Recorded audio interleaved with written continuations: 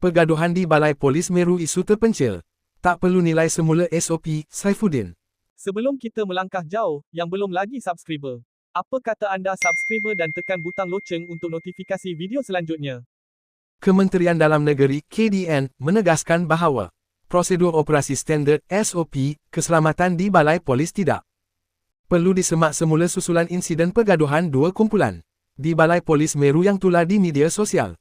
Menurut laporan harian Metro, Menteri Dalam Negeri Datuk Seri Saifuddin Nasution Ismail berkata, 9 bulan dia gendong tapi bila mak kau minta tolong, tak menyahut tak datang memang akan kena dengan aku.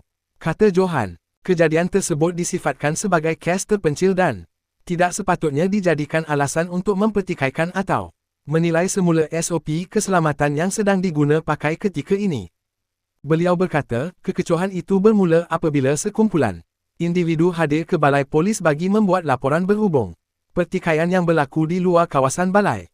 Anggota polis yang bertugas kemudiannya mengambil tindakan mengawal keadaan mengikut prosedur yang ditetapkan bagi memastikan keselamatan semua pihak serta mengekalkan ketenteraman di balai.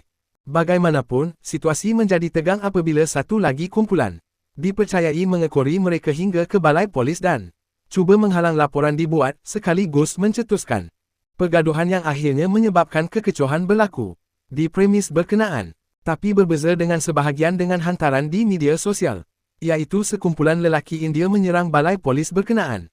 Cerita sebenar adalah dua kumpulan bergaduh di luar. Daripada pergaduhan itu satu masuk ke Balai Polis untuk buat laporan. Pihak satu lagi masuk juga menghalang, katanya. Jadi tak timbul isu apa keselamatan dan SOP Balai Polis. Ini satu kes terpencil, kita ada IGPSO, Perintah Tetap Ketua Polis Negara. Jadi semua balai polis kita tertakluk arahan rasmi yang dikeluarkan. Kita tak boleh anggap satu insiden begitu mewakili semua, ujarnya.